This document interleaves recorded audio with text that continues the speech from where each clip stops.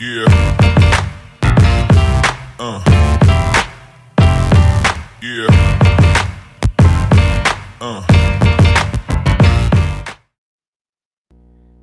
Hello, everyone, and welcome to another episode of the 2-Point Conversion Monday Night Football Review Show. No, we don't do that here. That's reserved for another show.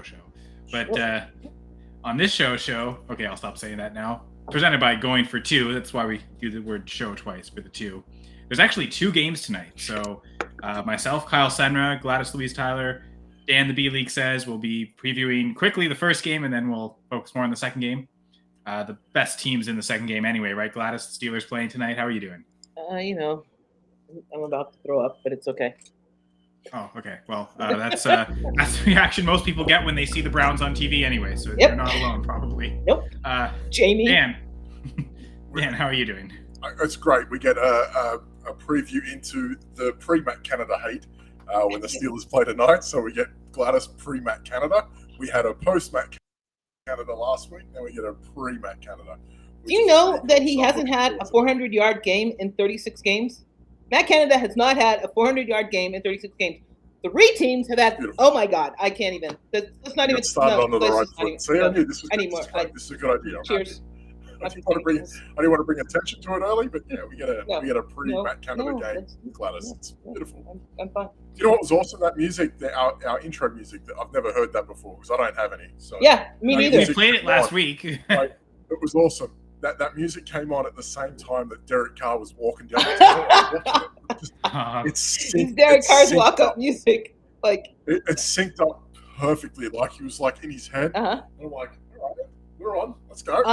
Carr's gonna put up a 40 burger. And here we go. Yeah, Kyle, I need you to show me how to put the music on so I can do it on the Saturday show. That's just neither here nor there. But we'll cover that after the show. We can cover it during because it's like the Carolina and New Orleans. No one cares. No one cares.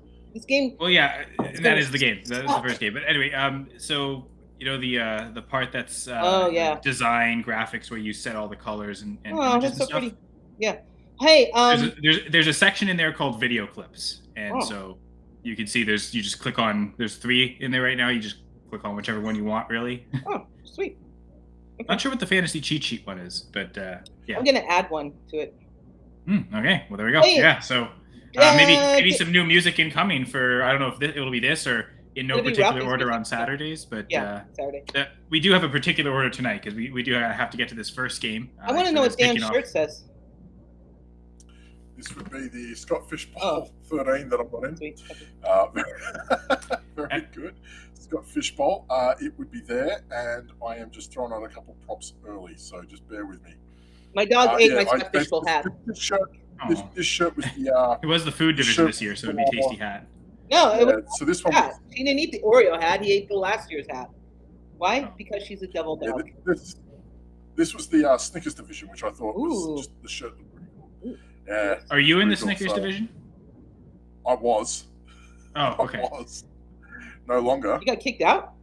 No. I was at the time unavailable to draft. Oh. So. Yeah, it is what it is. I couldn't draft. I wasn't available.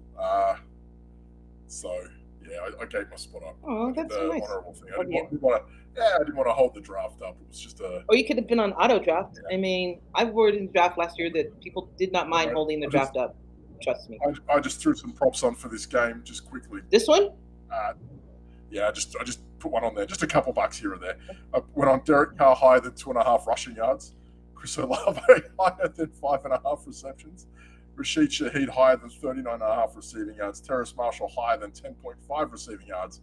And my guy Frankie Luvu higher than 6.5 tackles and assists. But we did have props already, right? Because I think I did pick a prop. No, we haven't done that. We haven't got to that yet. We're going to get there. Well, that's basically where we're at, right? So the game between the Saints and the Panthers, Saints are 3-point favorites. The higher lower for their combined totals on underdog. Oh, you cheeky bugger, Kyle. I'm just checking this now. You've copied my prop.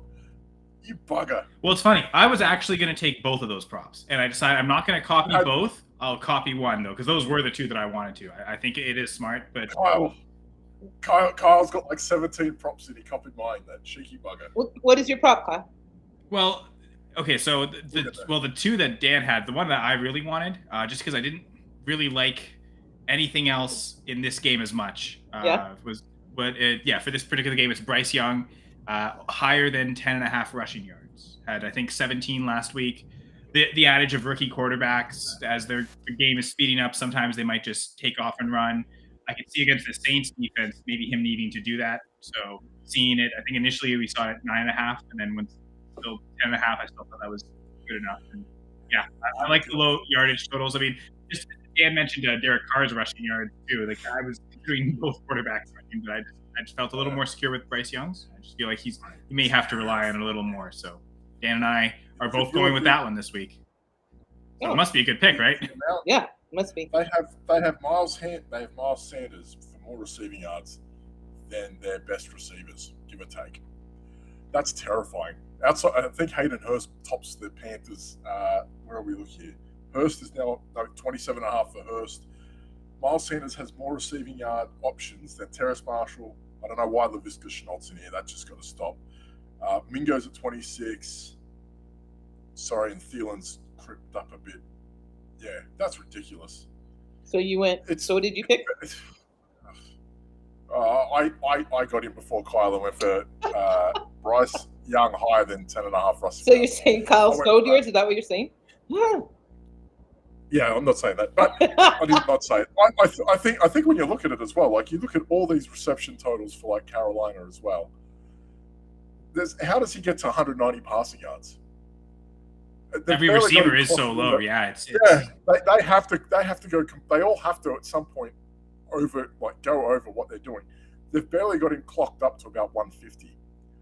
I don't even think he hit that last week. I think he had like 140 or something. So yeah, Young as a passer right now, I'm a little worried about. But 146. He went 146, and okay, like Atlanta's. I think their defense is a little underrated. Yesterday they were a little shaky against Green Bay, but not in the fourth quarter. Shaky. They were amazing in the fourth quarter. Not in the fourth quarter, but it's not like the Saints defense is going to be easier. Like the Saints defense is arguably better than Atlanta's. Like 190. I was on these low total passing. All it takes is for one to blow up. I was on lower. Des Ridder lower than 190 during the week, and he had that one pass to Mac Hollins that blew that out. But outside of that, he didn't really do too much. I was clear, but the run game really took over for Atlanta, which is we're going to see a lot of weeks. I mean, it's going to happen. It's going to happen every week at this point. So Gladys, what do you got for props for this game? What do we got? Jamal Williams lower than 58.5 rushing yards. I like it. Yeah. You can take a boost on that because they've got him pushed up to a little higher, 60.5 or 74.5 combined. What's the combined? 74.5. Okay, I'm on it. Lower than 74.5 combined. Yeah, you got that buffer there. They've only got him for 10 receiving yards, so. Yeah, I mean. Take that buffer because combined, that's only what 60, 71. Yeah, so they're giving you an extra 3 yards there. Yeah. So I'm going Jamal Williams combined lower, and right. I'm also going higher on the score, and I'm picking Carolina. Ooh, because Dan and I both ended up going the Saints 3-point favorites and lower. Did you? Yeah. Well, okay. The opposite of us.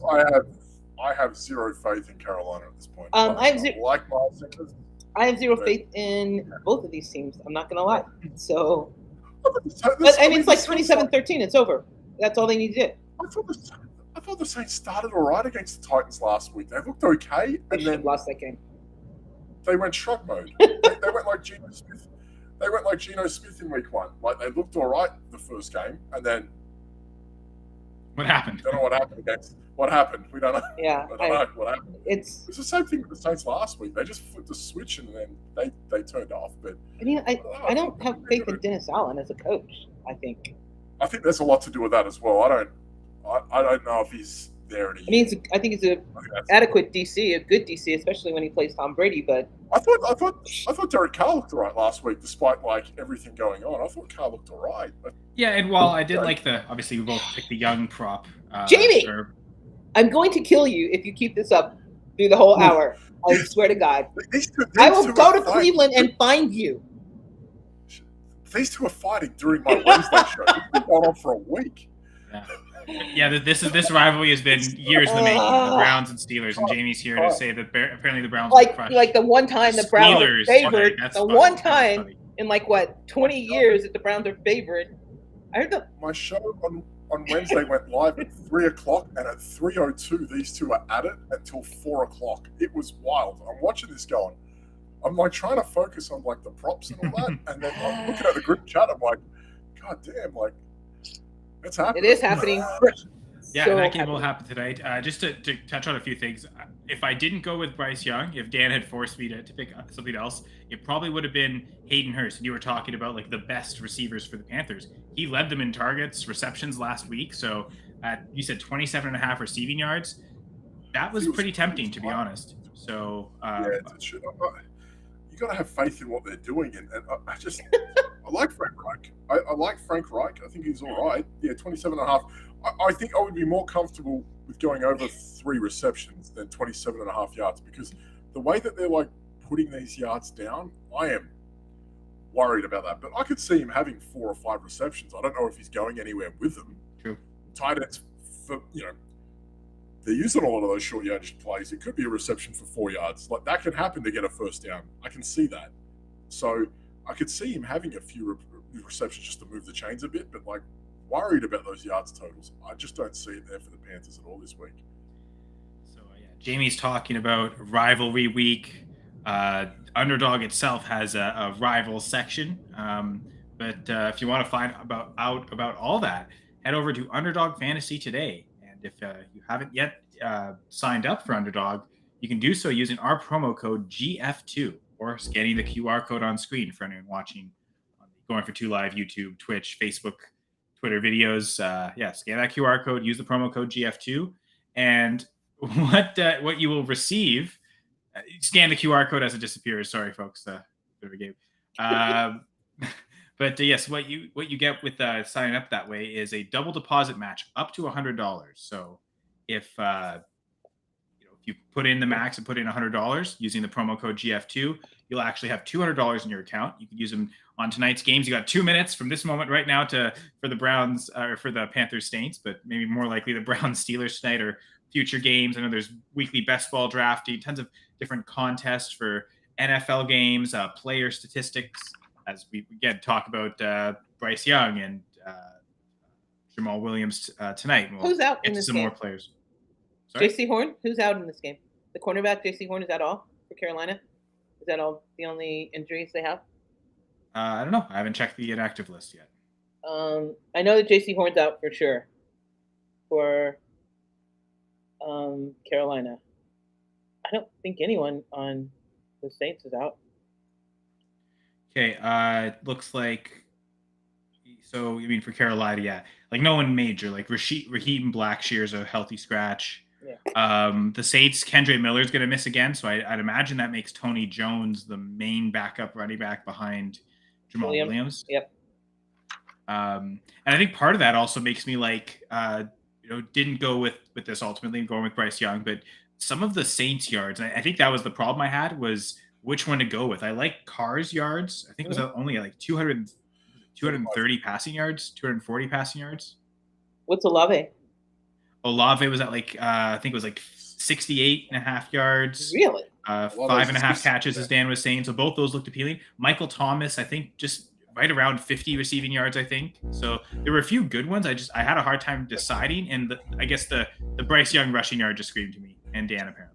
The best Michael Thomas, you know how they put like a comment under the player's name when they show him on the screen? The best Michael Thomas description came up on the screen that says, Michael Thomas, Saints wide receiver, missed final 14 games of the year last year. That means he played 2. 3 games. Played 3 games. Why say he missed the final 14? Just say he didn't play the season. That's it. Just done. Has played, was it 5 games since 2019? He missed the final 14 games. Oh, man. But the 3 games he was in, he balled. I'm not going to lie. The 3 games he was in, he balled. That's what he was in with Jameis. He kind of looked all right. I mean, I like Michael Thomas. He was good last year with why wait, that was Jameis. You were right. And Dalton. Tell me why the Jets haven't traded for Jameis yet. Tell me why. I would imagine because the Saints don't want to. Like the Saints just saw what happened to Rodgers, and they're thinking if Carr ever goes down, it's we're the one team that can maybe absorb a quarterback injury and not have like barely any effect. So I don't think they want to give that up. I mean, I'm not, like, Jameis are the Jets? Cole Hardman. Let's go. Are the Jets giving up a first, right? Because I mean, if you give up a price that the Saints can't refuse, they will. But like, I don't see the Jets doing that. Right? Like they'll just go and sign Joe Flacco. Jesus. I know, right? But that like NFL teams are stubborn like that. They're, like at this point, they've already given up so much for Rodgers. They're not going to give up a lot more just to win. And just really, to win? to be honest, I think that's what they should do at this point. Like you've invested this pick in Zach Wilson, so you might as well see what you have in him. See if he can improve. If he does, you have a potential tradable asset or insurance. And if Rodgers goes out, like if you just trade for another quarterback, that's just adding one more quarterback to this room. I'll tell you the problem with that theory. Jameis Winston has never made the playoffs, so I don't get this idea why he's gonna. No, he's never made the playoffs. He has never played he has never played in a single playoff game. The Bucs had a 9-7 season one year, but they missed the playoffs. He had a winning record with the Saints that one year before he tore his ACL. But Jameis Winston has never been in a playoff game. I don't see why the Jets would look to him as the guy that, he's going to get us to the playoffs. Fine. Because he's been incapable in the past. Kyle, his O-line is awful. They've already seen enough of this kid to know that he is awful. This kid is awful. He had what? Yeah. Under 12 passes, 12 passing completions? 12 is it? Yeah. He's at 12. He should have traded for Trey Lance. Listen, I mean, to be fair, sure. But I mean, at the they could still do that, technically. You're looking at a team that is invested now in Dalvin Cook. It is invested in some free agents on the defensive side. They did, obviously, with Rodgers. I understand. You're talking about certain teams that are in that win now mode, and that East, we were talking about it a week ago, saying that it is wide open.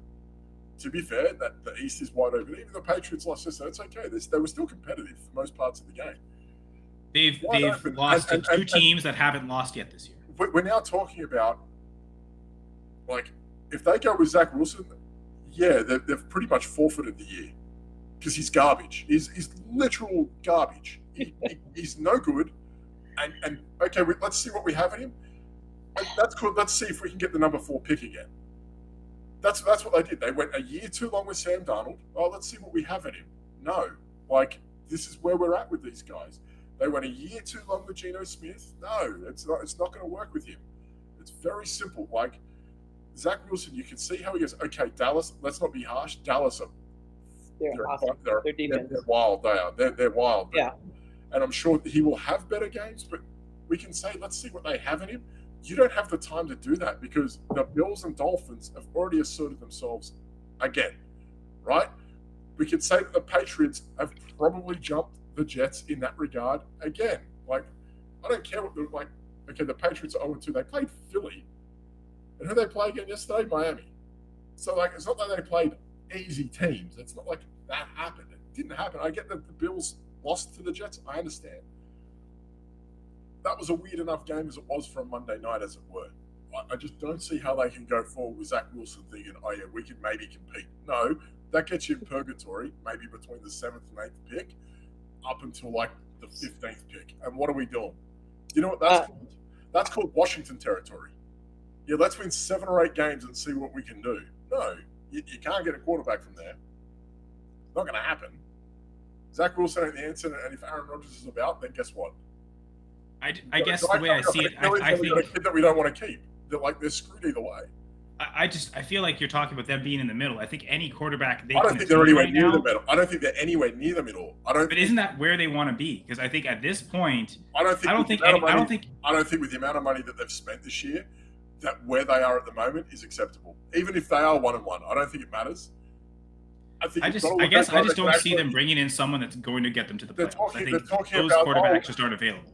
I don't agree with this whole premise of we're going to sit him behind Aaron Rodgers so he can develop. Well, what is he? Is he a developmental quarterback or is he a guy that can play? Because if you need a guy that can play, go get Jameis. Because he can play and he can get you 8-9. Maybe the Saints just don't want to trade him. Maybe they just can't get those. They could go to Carolina and go get Andy Dalton again. Right? There's guys out there that they could go get that can win. Zach Wilson cannot win. It's very, very obvious he's not good enough. You can see it. I just don't see. I mean, again, do they go get Joe Flacco? Like, is Joe Flacco really going to get this team to the playoffs? I just don't see really anything as like a sizable upgrade that like this move. Now we're a playoff team. Like, I think that's ship sailed, honestly. Like, I know the roster is pretty ready. I mean, that O line's pretty brutal though. So what quarterback's coming in there and go out and win? That's been to a playoff game. Go get Mitch Trubisky. Go get someone else. Go get someone. Zach Wilson is not an answer. He is not the answer. He is not an answer. He is nothing. Persona non grata. Again, he's garbage. What are they giving up to get these quarterbacks? So I think that's the thing. Like, are the Jets even willing to trade? Like, they've already invested their first this year, a second next year in a quarterback. Like, what do they have left? They don't lose their first. The Packers don't get the first now because Rodgers had to play 70. I'm saying but they still have to give up, like, trade up the first this year. They gave up a second next year. If any team can get something for a backup quarterback, yeah, take it. Jacoby Brissett, he was on track to being a playoff quarterback a year ago before Watson came in. Jacoby Brissett was getting there. I guess I have a hard time seeing these teams if they're invested in these quarterbacks as their backup. They're not just going to trade that away, right? Like, unless the Jets are making such an offer that is so worth it. I don't know how invested Washington is in Jacoby Brissett, but I know he's a better quarterback than Zach Wilson. There's got to be a deal that can be struck out of that. Because at this point, Wilson is. I still think it's Flacco. I think they're just going to sign Joe Flacco like they did last year. I'm not saying that like a vet like Flacco is an answer. I'm not saying a Matt Ryan or a Philip Rivers. I don't think that I don't know, man. I think they're screwed no matter what. And I understand. Okay, well, if we're screwed, just stick with Zach Wilson. I get it, but at that point, you've spent that much money to get them there. It's not even funny at this point. Like, Zach Wilson's terrible. He's one of the worst picks I can remember in a long time. and they're gonna and that says a lot. It does say a lot, actually. It was even worse than the Kyle Pitts pick, 2 picks after that. Oh man. There's so many bad picks from that draft class. It's very apparent. What's up, Kyle Shanahan? And here we are again. Like, Zach Wilson. Man, the Bengals really did luck out that Chase fell to them. Yeah, it almost seemed. Because that could have easily been a number 2 pick. Almost seemed like a bit of fate that Burrow was to line up with Chase, right? There's no script. I mean, you can always just count on NFL incompetence, I think, Dan. The Bengals knew that the other teams would mess up.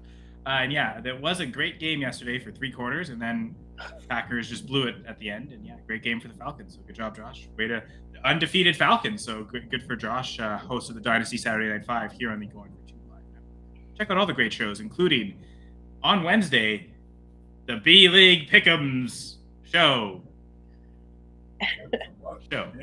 Sure. All right, so let's move on with this show.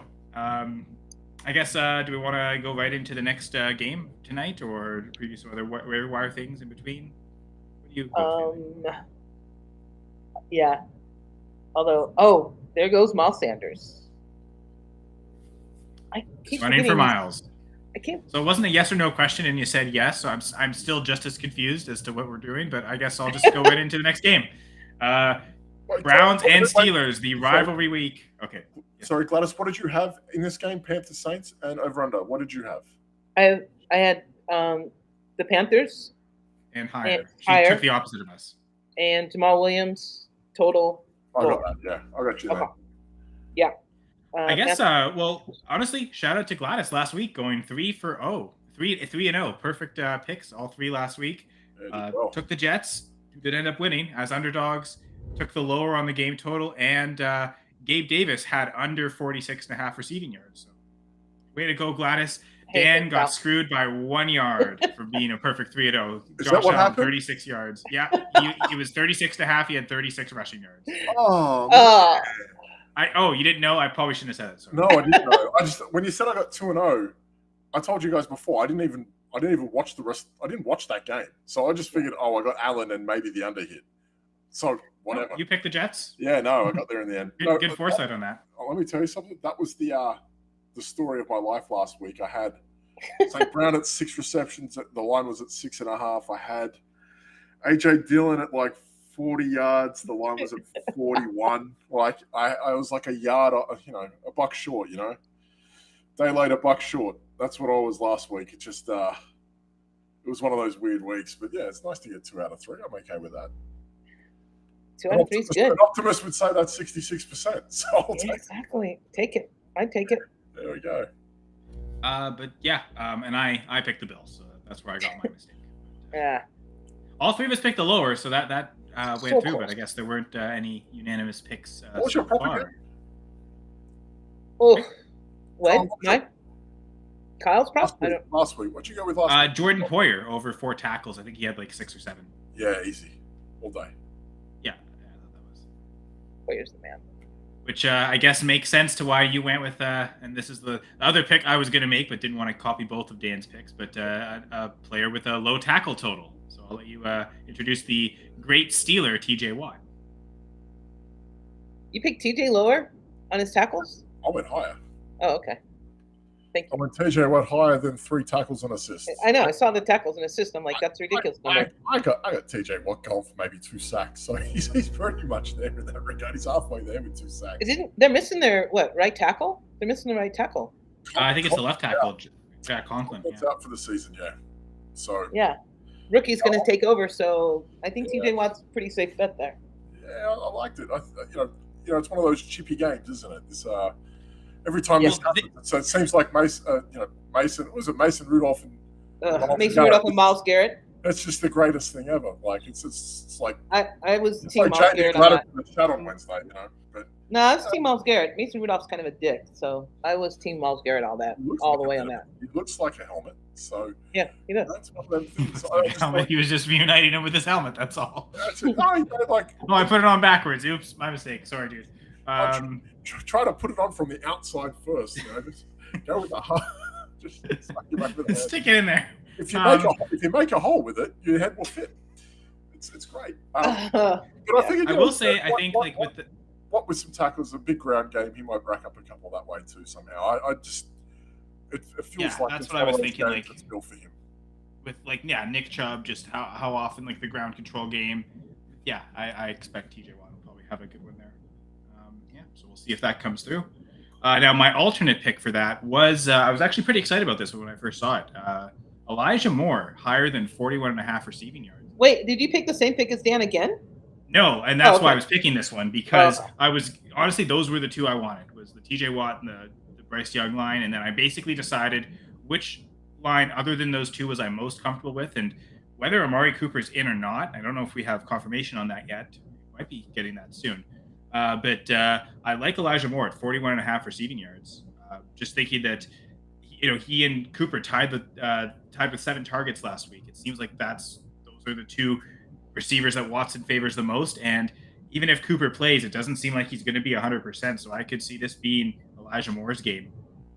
It was similar thinking to Hayden Hurst. It was a little higher up on the yards, but a wide receiver, deeper depth of target downfield, maybe I think could achieve that a little more easily. So 41.5 receiving yards. 3 receptions as well. And with Cooper's groin injury, I looked at Elijah Moore 3 receptions. Oh, when you gave it to us earlier, it didn't actually have the receptions. They're pretty tight. I guess they've given that now that Cooper's cleared. But even Amari Cooper at 34.5 receiving yards, people are going, well, maybe he plays, maybe he doesn't. That's enough to bait people. So I looked at, again, like 36.5 receiving yards, 3 receptions for Elijah Moore. If something happens to Cooper, that's going to blow up. I actually like that more than the yards. I think I'm just going to... You can pivot if you want. I'm going to go with the three catches instead. That's just one of those things where, like, you look at the I'm going to regret making that receiving change. They're so low because if something happens to Cooper, they don't want to blow themselves up. So, like, Peoples-Jones is at 30 yards, Njoku's at 30 yards, and Moore is at 36. So it's one of those things where they try not to expose themselves just in case of the Amari Cooper. Well, he's at 36 receiving yards now. Elijah Moore's at 36.5.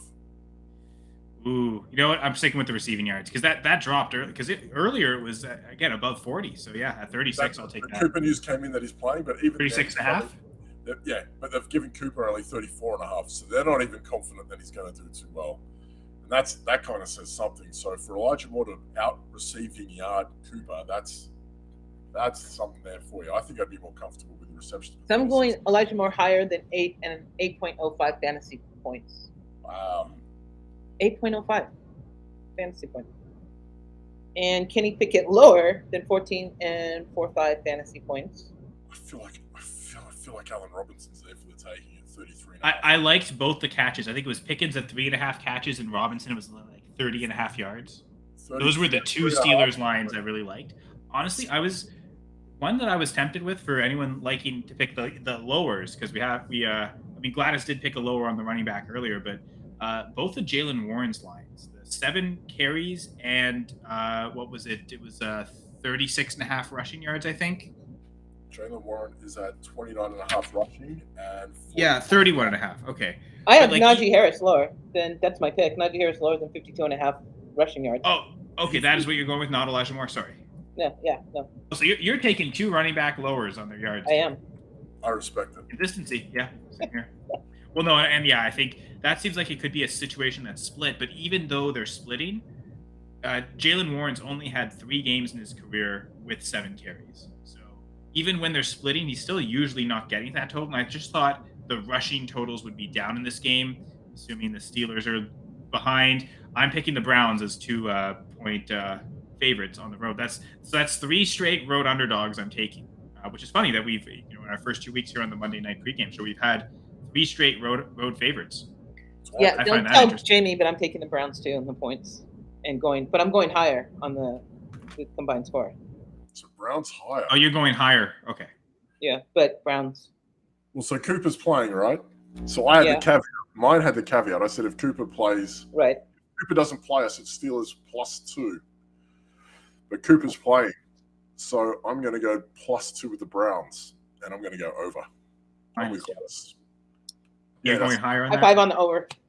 I'm with Gladys on that. If Cooper's playing, I had the caveat in. So Cooper's playing, I'm going higher, and I'm going to take the Browns -2. Jamie, you heard nothing. You heard nothing, my friend. I don't let rivalries get in the way of a good bet. I've bet on the Eagles enough to know that. Yeah. It's like we're talking money here. I mean, I love my Steelers and I hope they win. So I hope I lose, but it's not looking really good. Well, speaking of losers, apparently whoever loses on the pick'ems on the fantasy cheat sheet will get bestowed the Jacoby Brissett Award. So again, there's always great shows on the Going for Two Live network, and the fantasy cheat sheet, they'll be on every Tuesday night. I think around 9:30, 10 p.m. Eastern, 8 p.m. Cool person elevated in the mountain time. Yeah, that was for you, Gladys. Thank you. I know you heard that, just like Jamie heard you're picking the Browns. Right. Or no, you sorry. Are you picking the Browns, Gladys? Tackles a sack. You are. Okay, so all of us. That's the only thing all of us have been consensus on tonight, or unanimous on, is the Browns. All of us did take the Browns as 2-point favorites on the road. I am going with the lower on this game still. I'll take the lower on both. I'm taking higher. I think I took higher on both, right? Yeah, you said higher on both, and Dan split. He went lower on the Saints game, higher on this Browns game. Yeah, but I think my philosophy... 21-20, something like that. I could see something like 21. That would be higher. I know. That's why I'm going. I'm not overly confident in a massive blowout score. No. I think it's he's talking about Browns Steelers. Oh, okay. All right. Right, Dan? That's what you're talking about? Browns Steelers? 21-20, something like that. I could see it being like 27-13 or for the love of God. They gave us a low spread at 38, so yeah. It almost feels like they're daring us to take the higher with it, and I feel like I want to just be daring and go against it. But I think part of my philosophy has been, if I don't think both offenses will do well, I'll take the lower, because I just feel like one of these will drag down that total. And even if the Browns do well, I could see the Steelers really struggling to score. 7 of 36 games that Matt Canada has been the OC for, the Steelers have scored 20 points or lower. 27 of the games. 27 out of 36 games. And you 36? Wow. Okay. Whoa. Same amount of games that Matt Canada has not had an offense that had 400 yards or more. Has he been the OC in any other team other than the Steelers? Who cares? I don't know. He's been the OC Steelers way too long, so it doesn't really matter. We have to find this out, because that would make some good. What? Find out what? I want to find out. No, it looks like Matthew Robert Canada. There we go. He has been an OC. No, only for Pittsburgh. Yeah. It's all he's done. Show coaching history. Cheers. He feels like he has a name that he could be an OC up in the CFL. You know what? He's always been like an OC in college. So he was at Indiana, Northern Illinois, NC State, Pittsburgh, LSU, Maryland. Oh my God, all really good powerhouses. But he's at like LSU, 2017, which was probably one of those years where they blew up. Les Miles year. Yeah. So, Yeah. oh no, that was Joe Brady. Joe Brady was there, right? Joe Brady's the guy, and he ended up in Carolina a year later. I remember that. Joe Brady was the OC for Matt Rule. So they brought him over after he that massive. You talking about 2020 with Joe Burrow? Yeah, I thought that's where I was. I get my years mixed up. But yeah, he's been around. That was a Northern Illinois running backs coach, passing game coordinator, Indiana, OC at NC State, Wisconsin, Pittsburgh, LSU, and Maryland. So I guess that would have been Burrow's year would have been 2019 because they were the 2020 draft. The only thing he did was in 2020 when he went to Pittsburgh. He was the QB coach. So not a whole lot of prestige about him. And I'm sure he helped develop Big Ben at the end of his career so well. I mean, the game still looks like Big Ben's playing, but he's like, that's basically where they're at. But I gotta say, I mean, I know, like Gladys, you turned it around completely from last year. I think you and I both started 0-3 in the first week. So, yeah, we both went 0-3 that first week. That Denver Seahawks game, we had way too much faith in Denver. Yeah, we did. Yeah, you turned it around completely. Went perfect last week. Dan and I both went 2-1, so we'll see if we can keep those winning records going. It's good analysis. Apparently, if people went with our picks, they would have done well, especially Gladys. I think collectively we're doing a lot better than last year. That's good. Yeah, I think so. I mean, I noticed I got better as the year went on, so I'm hoping that I could get some of those lessons from last year and not start off so poorly, because I was awful at the start of the year. I don't think I can say that for myself. I think I got worse as the year went on. Well, there was a stretch. It's funny. I went through. There was a stretch of 5 straight games to end the year. 5 straight games to end the year where you picked the correct team against the spread every single week. Oh, against the spread, I'm like money. Usually, that was your strength last year. You went 11-5-1 against the spread. You were actually the best out of all of us against the spread. I'm money against the spread, but like props, I suck at really bad. Really, really bad. Yeah, the problem last year, you got some right, but you never got 2 consecutive weeks right of props correctly. I knew that I was trying to catch Doc. Yeah, so Doc started off so hot. The back end of my year was just like misery because I'm like, how am I going to catch him with something? You mean the Doc that wrote this book? That Doc? That book. Yeah. The ebook. Oh. It's on Audible too. Yes, I think it's on Audible. You can hear it. You don't have to read it. You can like drive in your car and listen to him talk to you. It's the Doc's smooth voice on Audible. Go get it. So smooth. Easy listening from the Doc. But it's one of those things. I just thought I have to like go a little outside the box with my props or my picks to see if I can catch him. And I just that is never a strategy I employ ever. I just tried to make the best picks possible, which was awful because I'm looking at the first 8 weeks, I got 1 pick against the spread correctly. It was the Bills Titans. Remember on that doubleheader Monday night they played, and I think the Bills were 10-point favorites and they blew them out by 30. That was the only spread I had correctly up until week 9, and then I started to do better. So there was a stretch week 7 and 8 where I got nothing right 2 weeks in a row. So that was the turning point week. Once that happened, I was like, no, I must commit, and I think I got 3 in a row right the next week, Ravens Saints. So yeah, there's definitely better half for me at the end of 2022, and hopefully that we've all learned those lessons, and me especially can get better. Gladys can continue just. Do you know next week there's a double Monday night game too? A double header, yeah. Next week we've got Eagles, Buccaneers, and then Rams, Bengals. So yeah, we'll be doing the same thing. We'll quickly do one, and then we'll tie into the other. And I think we've actually done well to talk about everything Browns Steelers. Unless Gladys, if you want to keep going the whole episode on it, we totally can. But I think Dan and I both want to talk about another team actually, which is one of those Monday night teams. But if anything else Steelers related, we can get that out of the way now. It depends on what you guys want to talk about. I might not want to talk about it. Well, it was basically a few Rams players and how much in the news, Rams. The running back specifically, but also a certain wide receiver. So, Dan, I know you put a few Rams players in the show sheet, so I'll let you take it away. How about Cam Akers? How do we approach this going forward? Because it feels like they're going to trade him, and there's a lot of teams at the moment that need a running back. Look at what happened to Saquon Barkley. Look at what's happened to Austin Eckler. Look at Jonathan Taylor. Look at Baltimore. There is an actual need for a very good running back like Cam Akers. We can say what we want about what he looks like. He's looked like that behind the Rams O-line. That's been pretty garbage for about a year and a half, 2 years. So there's a need for a guy that He looks could be as better than talented Josh as Jacobs Cam does in his first game. Cam Akers Yeah. is way better than Josh Jacobs does right now. I don't know. He had 29 yards on 22 carries. That doesn't seem like he was that great. Josh Jacobs had -2 yards yesterday. Negative. Yeah, He had it's true. negative yards on his rushing. Yeah, I mean, it's one of those things where we're looking at a guy like Cam Akers who could go to a team and actually do some good work. Look at Minnesota. They don't say what you want about Madison. It could be in and out. Packers have lost Aaron Jones for a little bit, maybe. Look at that. That could be a thing too. So Aaron Jones just there's a lot- injured the best offensive lineman on the team too, so it's not like AJ Dillon. Sorry, I said Aaron Jones. AJ Dillon is reliable at all. In fact, he's the opposite. He'll hurt your team literally.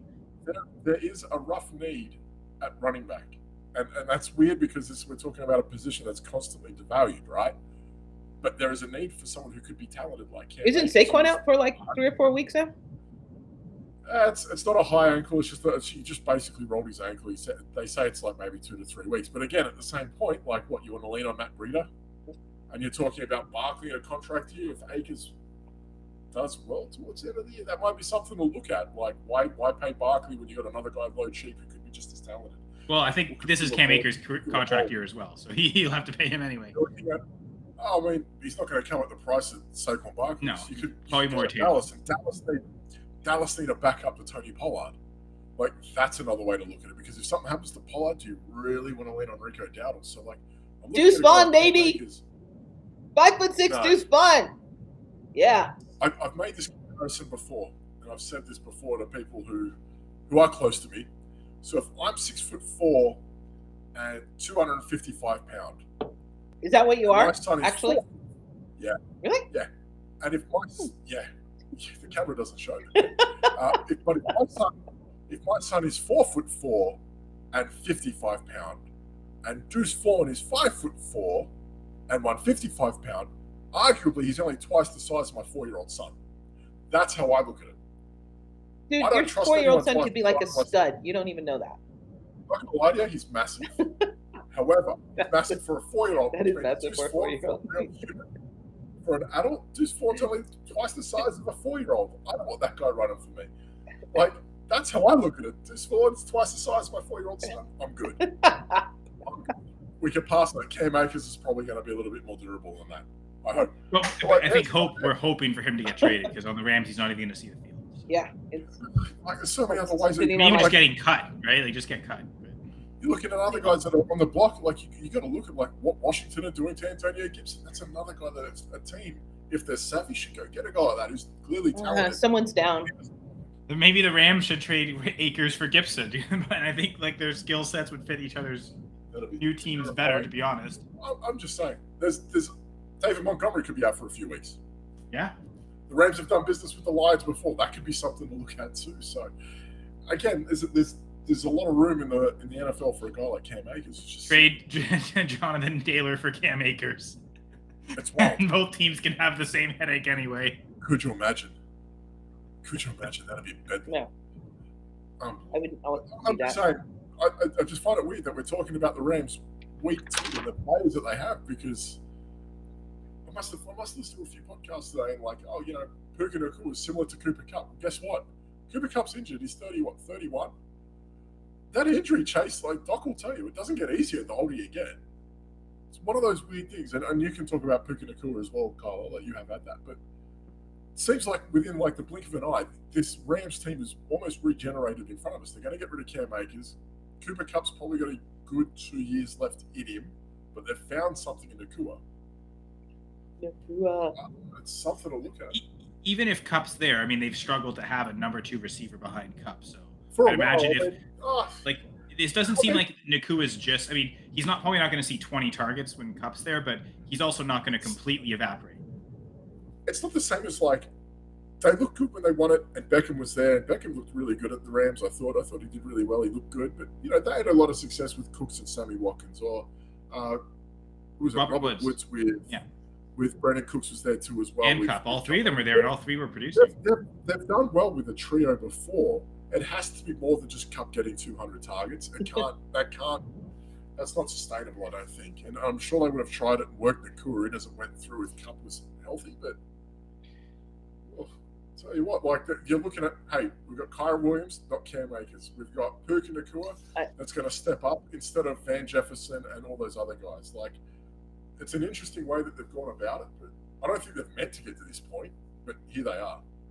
Which, and I mean, kudos to McVay. I don't think the plan was to have 25 targets for Puka Nacua in the first 2 weeks, but yet he's recognized that's our most talented player right now. Stafford's recognized it too, and they're just going with it. Oh, Shaq Thompson's out. That's gonna hurt. Shaq Thompson's just got carted off the field. Damn it! I might need to change my Jamal Williams. Well, it's too late now. Everything's locked in. The game started. Nice try. You can still change the Najee Harris one if you want.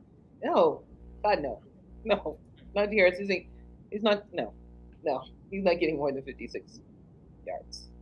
This is gonna be well, you have it at 70, or 52. Yeah, Jamal's sure. My 70, right? But the combined, right? Combined. You meant just the rushing yards with Najee? Yeah, just rushing yards with Najee. Okay. Yeah, that's what I have down. Right. What'd you say, Dan? I'm sorry. I didn't say anything. I said this is going to be the slowest game we've ever seen. Yeah. Yes. This game will still be going when the Browns Steelers game's over. Thank you. They will still be trying to throw the. Last night's game went forever as well. It was like 11:30 when it kicked up. I was like, I can't do this. You know what game went forever? CSU. 2:15 in the morning. 2:15 in the morning. Who plays at 2:15 in the morning? They should have called it and started again. They should have said, "See you." Oh my God, Kyle. Kyle, why? Why? Why? Why? Frankie. So look, that's what we call integrated partnership. Jamal Williams tackled behind the line of scrimmage by Frankie Louvu. Yes. That's what we're here for. Perfect, guys. Great job. Integration. It's teamwork. That is what I like. There we go. But I mean, it does look like Kyron Williams is the Rams' lead back for this year. So that seems like. But he wasn't week one. Sean McVay just hates everyone's. He hates everyone's fantasy team. I guarantee you, by week 5, Cam Akers is going to be back in as a lead back.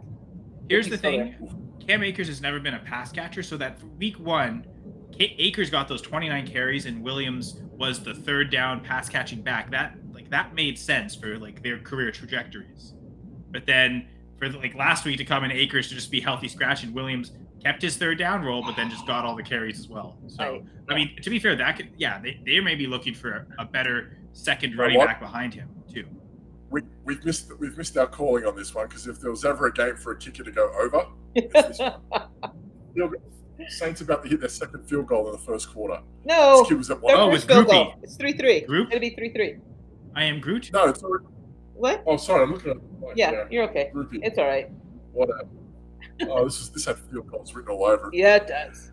Damn it. How do we get that? Yeah, Groupie had it 1.5 field goals. Pinheiro did as well. So yeah. Oh no, Pinheiro just had the extra one. Wait, what? I don't know. Pinheiro had just a 1.5 extra point. Oh. Bryce Young, I felt bad for him. He just started getting a bleeding nose because he just made the halfway line. He hasn't been that high up all year. It's not good. Too much altitude. He can't get to that 50-yard line. It's no good. I don't. No good. I don't even understand why this game's on prime time. This guy's the Deuce Vaughn of kickers. Look at the size of him. He's tiny little fella. I think, Gladys, it was the intrigue of Bryce Young, right? This will be a lot of people's first look at Bryce Young on the national stage. I think they were hoping he would be better than that week 1 for it to be a super intriguing matchup. I think there was the thoughts of, okay, Derek Carr is probably the best quarterback in the NFC South, but if Bryce Young is the real deal and develops, it might be him before long. And so let's give them I think that matchup would have been funner later in the season for a marquee primetime matchup. Is it weird to say Baker Mayfield's giving him a run for his money? Well, yeah. I mean, that's kind of come out. I mean, what was it? A month ago, there was still talk that Trask might get the job, and yeah. I mean, I don't know. I think clearly not Desmond Ridder. That's not much we know. He's not the best quarterback in the division. Dude, Desmond Ridder just beat your team. I know, and that's the worst part. Is the quarterback that, I mean, frankly, Bijan Robinson just beat the team. It's a team sport. It is. Team sport. There's no I in team. There is no. But like I said, I thought Justin Fields outplayed Jordan Love, and lost. I thought Jordan Love outplayed Desmond Ridder and lost because Jordan Love like had you, a what game. you just said, the Falcons team is probably better than the Packers team, especially what the Packers had on Sunday. Missing, especially in that fourth quarter, they were missing their 4 best offensive players. So do you expect Love to produce without those players? Yeah, probably not.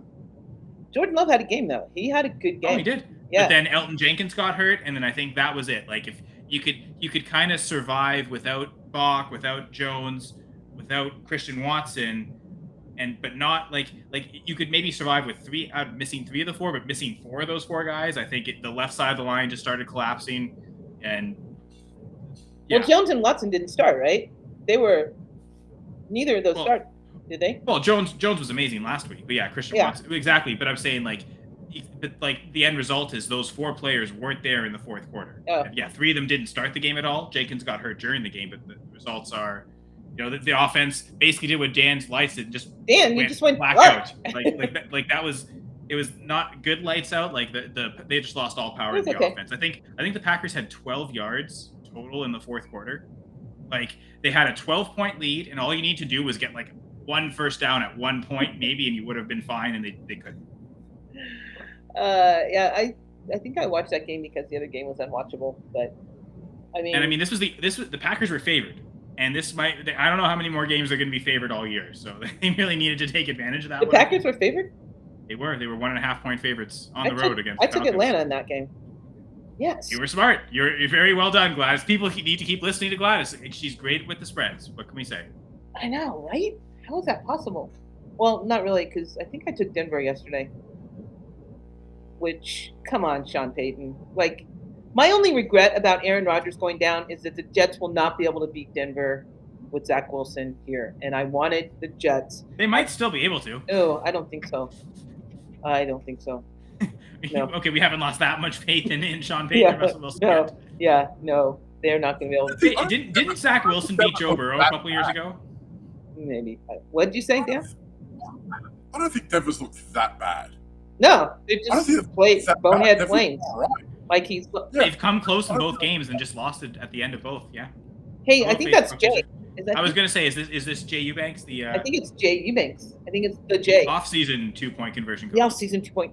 No, they didn't. They just had he went away from the run game for God knows what reason why. They were doing all right in the run game, and then the defense had a couple boneheaded plays. I don't know. They're not that bad, but they're better than they were last year. But that's like a really low bar, So, also, did Sam Howell go 3 for 3? Like, does he have a third rushing touchdown in all 3 of his games, or did he not? Yeah, no. I think he had a rushing touchdown yesterday. So that's 3 starts and 3 rushing touchdowns for him. So, I mean, clearly this kid's going to lead the league in rushing touchdowns this year. Well, I mean, unless Jalen Hurts starts doing something. I mean, he does. I mean, Hurts already has a couple, doesn't he? Or 3 or 4. Roshan is the Harris has scored a touchdown. Every game he has played against the Browns, he's plus 140 to score a touchdown. Who has? Najee Harris. Oh. Yeah, but in week 4, he had 12 yards and a touchdown, so I'm okay with that. 12 yards. Basically, that's what Ken Walker did yesterday. Yeah, true. Oh, poor Geno Okay. Smith. No, I don't think this is Jay. I do not think this is Jay. Roshan is the best RB in the league. I think we know who that is. Yeah, Jamie is so smart. This Facebook user really loves Jamie, don't they? Jamie's also very polite, isn't he? Roshan didn't do so good yesterday, did he, Jamie? But it's the Bucs. I think that could be expected. I'd imagine he goes and smashes next week. This might be the peace offering. He's just switching from his Browns and Steelers talk to his love of Roshan Johnson. This might be the peace pipe right here. Yeah. I can deal with that. I can live with that, Jamie. I can live with your Roshan love, your bro love for Roshan. It's cool. So part of your comments about Kyren Williams, Dan, you said sell Kyren Williams, correct? I obviously I go to those who do Dynasty more frequent than I do. I'm not going to say that I don't know Dynasty. I'm fairly comfortable with it, but I do like to hear other people's opinions on certain players. Is this a point where if you have Kyren Williams, I'm sure he's probably a part of our waiver wire article again, because I don't think a lot of people would have believed everything that was going on after Akers had 2 touchdowns week 1, right? So, Playing the 49ers defense too, I was hesitant. yeah, like, a lot of people would have been, maybe I will, maybe I won't. It's like people playing Puka Nacua week 2 against the Knights. I don't want to really do that. I benched. That was me. I benched. I benched I did Puka that too. against San Francisco. I was listening to I did Scott that Connor's before. podcast today, and he said it was something like on safe leagues, like 72% of people benched Puka, Oh, Kyron wow. Williams, and like So here we 60% are. of people benched DeAndre Swift. So yeah, you weren't the only one. Are we talking about selling Kyron Williams right now? In redraft or dynasty? Dynasty. Oh yeah. I mean, No. I think you can get a second for him at this point, right? So is a single second enough for you? Like, is that the sell price you'd be comfortable at? Do you want more than that? I'm asking you. I have no idea. Well, That's what I'm saying. I thought I saw in one of my leagues, he went for a second, or that was what the person put them on the block for. I think that seems reasonable for a guy that's going to be a starting running back most of the year. I almost wonder if a second is too light. At this What point. would you get for Puka? Well, I Probably, Well, honestly, probably about the same. I don't think I'd give up. both. I don't think I'd give up a Both first would. for either, but I'll give up. I'll add to a second potentially. Sorry, Dan. I put Puka on Puka Nacua, not Puka Williams. Puka Nacua. Let's get that right. Puka Nacua, talented NFL player. Puka Williams, guy with a club foot. Let's get that right. I put him on the block in 2 separate leagues, and both are tight end premium. In one league, I heard nothing,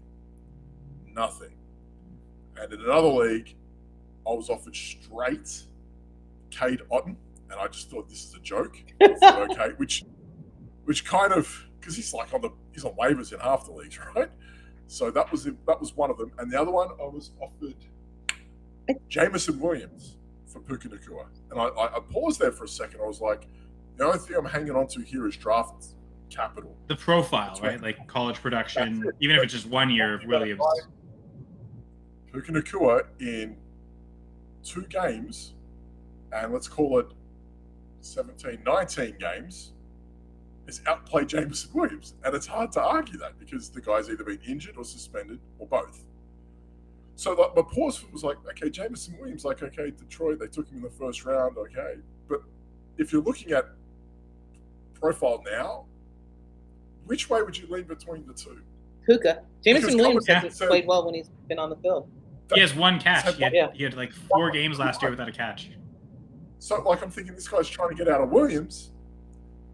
Am I selling low on Puka Nacua for taking Jameson Williams? I absolutely got paused on that one. I was like, I got to leave that one alone for a minute. I'm going to think about that later. But I would say, Out of a- I think maybe straight up for another wide receiver, like what you probably want to do is take advantage of what Puka's doing and get, like, can you cross position, get a position you may not have had access to before, and someone sees Puka and all this production, okay, that's the price I'm willing to pay. But yeah, it was I one of think those. like just straight up for a wide receiver is probably not the way I want to make a trade. I thought 1 for 1, receiver for receiver. I thought that's weird because now you're telling me that this is the better player.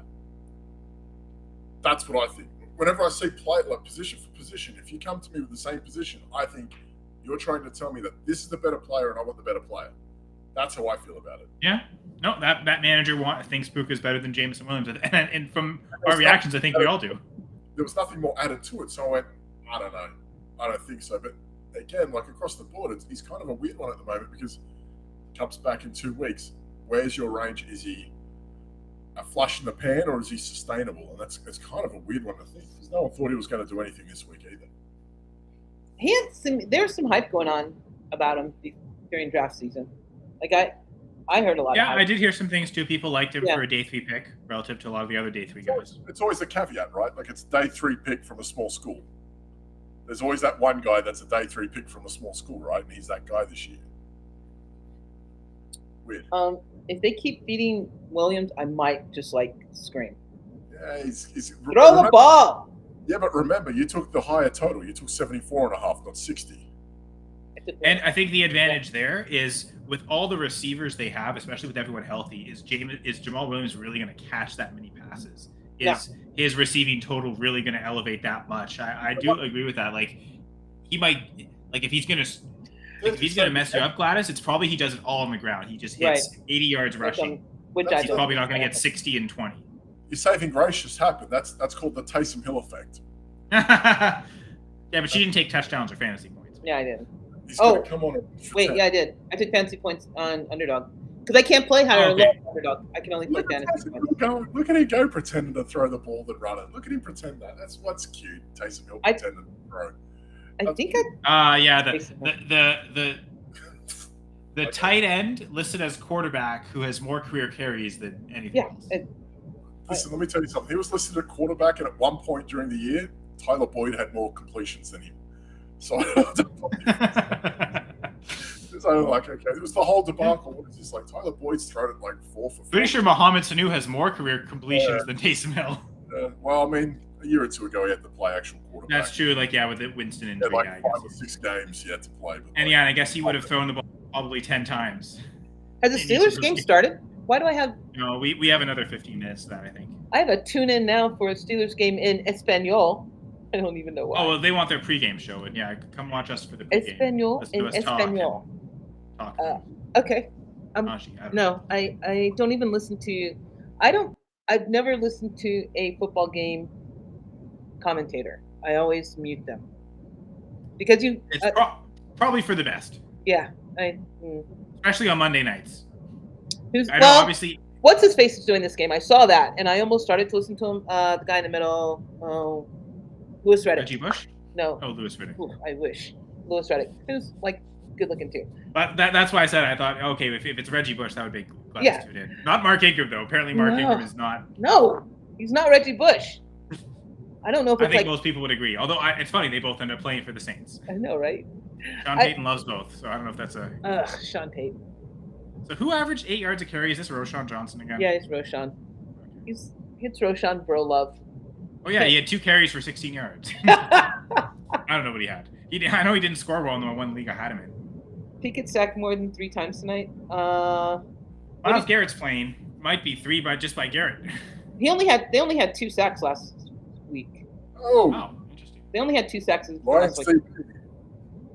Lions DB Gardner Johnson is feared to have suffered a torn pec. Who? Which one? Chauncey Gardner Johnson. The Eagles guy. That's it's really huge. Lions. Yeah, former Eagles. He's spent time with them this year. He's been huge in that defense because that was a Swiss cheese secondary. Like that was Dan, you were saying earlier, like the Seahawks, right? That's the team where you're just gonna pick on now and play players from the Seahawks. Were you saying that earlier? Did I just make that up? Am I confusing when I listen to what you say? I'm gonna go no more than 3 sacks, Jamie. No more than 3 sacks. What? Not me, Carl. Okay, sorry. But someone was saying the Seahawks, are they now the new team to pick on because the defense is so bad? Like the Lions was last year, where every game's going to be a shootout. No, I was saying that about Houston. Houston's defense Houston has a good defense. Their run defense sucks. In terms of certain aspects of it, it's easy to play the opposition defense because they're going to have so many opportunities, so many carries because the Texans' own offense is going 3 and out or just. Okay. Pretty much. I can live with you that. might want to also, because of that, play a lot of Texans IDP players because if they are going to be on the field so much, they're going to be accumulating more stats. Jalen Petra is out injured. They lost. I was going to say he's probably the guy to pick up at the safety, but nope. Yeah, no, he was out this week. They lost Desmond King. Obviously, I think they cut Desmond King. They lost somebody else as well. Their other safety. They lost 2 safeties before the game started this week. And players are going down I don't know. I don't even understand what's happening. This week, I think Geno Stone was a start for Baltimore. He had 23 fantasy points. Well, my league anyway. We have a higher scoring IDP. It's closer to 1, 2, 3. But Geno Stone put up 23 points to safety for Baltimore. It happens. It can happen like that with IDP. It's amazing. I all day about that, but it's just so much more fun. Why when it comes to IDP though, I don't ever love investing too heavy in the IDP players because the streamability of the position is just it seems like it's even more extreme. Yeah. I think the streamability is there. DBs I feel are incredibly streamable. Pick the quarterbacks with low interceptions, there's always tons of guys available. There is, but in terms of tackle volume and QB hits and all that, you have to get some. You have to invest in them a little. I like that. I think that's a good thing. It's a good thing. Oh, look at that! Michael Thomas is down. It's only week 2. There we go. Sunrise. Oh, look! He missed the last 14 games of the season. Sounds like he's gonna miss the last 15 of this year too. Last 3 games of the season. He got hurt again? Thomas just got hurt? Apparently. Has he ever not been hurt at any point since 2019? To be fair, he made a really good play, Uh-huh. landed on his ass, and I think he just got the wind knocked out of him. Okay. Nothing too serious. Because with him, it's been the foot. No, listen, legitimately beautiful catch. He was diving backwards, reached, all that sort of stuff. It was phenomenal, but landed on his ass and knocked the wind out of him. He's a good receiver. He's a really good wide receiver, but he just can't fucking stay on the field. He's just fragile. Oh, look, Taysom Hill. Here we go.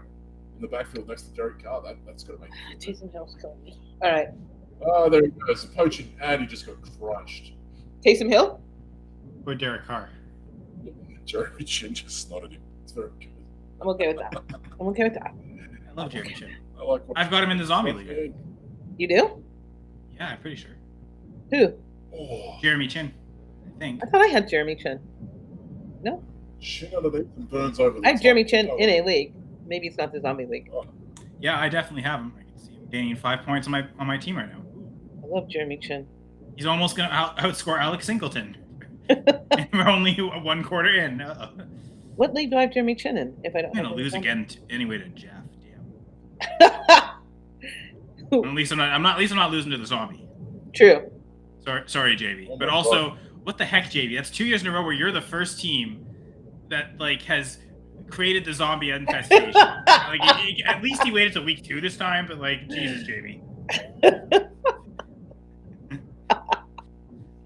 At least you're a zombie now, so nothing worse can happen to you. Yeah. The Browns could lose tonight. That would be worse. Right. Yeah, especially as favorites. Yeah. Yeah, especially as favorites. That'd be so humiliating. But yeah, I guess I did mention earlier, but do you find it unusual that we've seen 3 straight road favorites on Monday Night Football? No, there was a stat that the road teams are 18-12. They're since last year. I just find that road teams are killing it. We've also got 3 divisional rival games straight off the bat. Yeah, true. I think that's also a way to look at it too. It's going to go under. It's tough. Who's that? Let's see, that was Juwan Johnson. Yeah, I mean, look at last week. That game. Okay, the weather conditions. Did he say, fellas? Did you say what up, fellas? I'm out. Yeah, I'm out. Julia Sane, zombie family. And yes, everyone was doing great, Julia, until you said "What up, fellas?" Apparently, that makes sense. Glad it's not. I'm also not the Zombie League. I'm also not the Zombie League, so it doesn't matter. Yeah, there we go. All right, I'm gonna go do stuff. No, I'm not. Let's think. Yeah, I'm not gonna do anything. I'm not gonna do anything except Gladys has had enough. I like it. I respect it. Dude, they have to win this game. They'll be 0-2. They can't start off 0-2. That's crazy. Yeah, you don't want a worse record than the Giants. Yeah. You don't want that. Wait, the Giants aren't you guys 1-1? Yeah. Huh. You don't want a worse record. I don't want a worse record than I don't want the same record as Cincinnati. I want to be higher than Cincinnati. That's all I care about. Cincinnati. Yeah. Yes. No worries. Yeah, beautiful ladies. That's who we are here. Thank you, Julia. I'm also not a lady. Danielle, the B League says. I'm not in the Zombie League. I'm not a lady. No, you're just bourgeois. That's it. He's just the B League, the bourgeois league. Gladys has just discovered what B stands for. I did. It's okay. And no, we're not going to repeat the B reels of a movie, but on Wednesday afternoons, the B League says Pick'em show. Yep. Come for the props. Awesome. That's come for the props. Which division opponents will meet in the chat next week or this week in 2 days? I don't have to talk about the Giants San Fran game on Wednesday because God knows that there will be no props for that because no one's going to want a piece of anything. They're going to look at the Giants and go lower, and they're going to look at the 49ers and go higher, and they're just going to say, we're not done. We're not putting any props in. They've got a Purdy and McCaffrey prop out now. I think it was 83 rushing yards from McCaffrey. That's going to blow up to 93.5, 95 on Thursday. Dude, it's 45.5 though? It's 45.5 with San Fran 11 point favorite. Come now. I would take that all day. Yeah. They're projecting the Giants for like 17 points essentially. Yeah, I'm 11 points on a Thursday night. Let me tell you something. That's basically like the Cardinals' implied total last week. Yeah. Which I think they went over on. It's in San Fran, though, right? Yeah. The Giants' Still. schedule this year is one of the worst. They play something like three games at home in the first 9, and they've got like cross country the whole time. The Giants are just write them off. Bet against them this year. There's no. If I hadn't canceled my bet MGM because they suck, I would bet on that game, but I can't because I canceled it. Just bet on Damn the it! Giants. Don't worry about it. There's going to be no Giants props this week. No Barkley as well. There's no point. Just yeah, no Barkley. That's true. Oh, that's right. There's no Barkley. You want to bet on No something? Barkley, no point, no props. Daniel Jones No rush attempts. That's it. I still think 11's too much. On a Thursday night game, I still think 11's too It much. really isn't. They're just bad. They were down Yeah, by but they're not 21. 11 points bad. They were down by 21 to the Cardinals. They are that bad. No, I think that was like, that's like, oh yeah, we can do That the same. was just an awful half of football. But Yeah. Second half, that was all right. It shouldn't come to that. Big, largest comeback since like I thought I saw something. It was their largest comeback since like 1954, and that previous comeback was against the Cardinals, which I thought was just hilarious. Whatever. MDA, we're all on Cleveland side. We all pick Cleveland. Yep. Even the Steelers fan, we all went Cleveland Whatever. as 2-point favorites. 2-point favorites to Cleveland. Ah, there he is. They got himself to Mario Davis. What an animal. I love that guy. He's amazing. 2-point favorite. And yeah, well, the 2-point conversion, of course, we'll be back next week for a doubleheader. But in between now and then, there's tons of great shows. Tomorrow night, Speak On It, Fantasy Cheat Sheet. On Wednesday, we got the B-League Pick'em Show, the Armchair Fantasy Show. The guys are back Not next show. Tuesday or tomorrow? Yeah, Speak On It. Yeah. I Okay. noticed they took their 2 weeks off, and yeah, and It's longer than 2 apparently weeks. It's been 3 weeks it'll be 3 weeks since their last episode. They've missed the last 2 weeks, I think. I don't know. Apparently, Julia's also taking Cleveland, so Of course. makes sense. Apparently we all like it. So like I said, We don't the like one- it. We're the one just pick- taking it. Doesn't The mean we one like pick it. we all took last week, like that we were unanimous on, that one was correct. The lower on the Jets Bills game. So it's I suppose that's a good omen for Cleveland in that we're all picking them. Anyway. Last week, of course, it'll work again this week, right? Yeah. No, but and then Gladys, you've got your new show this year in seasons, in no particular order, which you started in the off season and then continued it in seasons, and that'll be on, I guess, Saturday mornings. Yep, 9:05. Jamie, you missed it. The friggin' vegan lady that I went there for the desserts did not show up. So my farmer's market, although So she was the Giants in the first half. yes, no, because she never made a comeback. She never showed up. Well, the Packers in the fourth. Anyway. Yeah, the Packers in the There you fourth go. quarter. Exactly. Yeah. Exactly. So it was all right because it was a farmer's market, and I love. Yeah, because at farmers least the market, and Giants they have, gave you a like, sweet treat of the comeback, whereas the 1,000 Packers just left me dogs. with a bitter. There were so many dogs there. So many dogs. It was A fabulous. vegan farmer's market. Otherwise, It's not vegan farmers market. I wish it was a vegan farmers market. it's known as a farm, right? Farmers market that had vegan or dessert. The vegan hug. I think she's called Hugging Tree Vegan or something like that. She's known for her desserts. She's known for her vegan desserts. That's all she makes when she's there, which she wasn't Sunday. And I'm bitter about it. Yes. I've got a question for you. Oh no. What? Scott Novak, was that the kicker for the Chargers? Is he the ref? There was a Novak that was a kicker for the Chargers, right? He's That name repping. sounds familiar. Novak was a kicker for the Chargers. Is that him as a linesman? Because he's only been a referee for 5 years, which sounds about when that guy would have retired. I don't think so. It wasn't looks like Novak. Scott Novak served as There wasn't looked like he Novak was as he a was kicker, though, right? he was an official with the Big 12. He's been an NFL referee since 2014. Okay, so okay. There was a Novak that was a kicker, though, right? I'm not crazy. Those two things could be. They are not Novak? necessarily mutually understood. Nick He could be Novak. crazy, and there could be a And it Novak. looks like him. That's true. Yeah. So you're crazy, and And there's a Novak. Yeah, they're not mutually he last exclusive. played for the Chargers in 2017. I'm telling you, this guy looks exactly like him. It's him. Maybe it's his dad or his brother. Brother, maybe, yeah.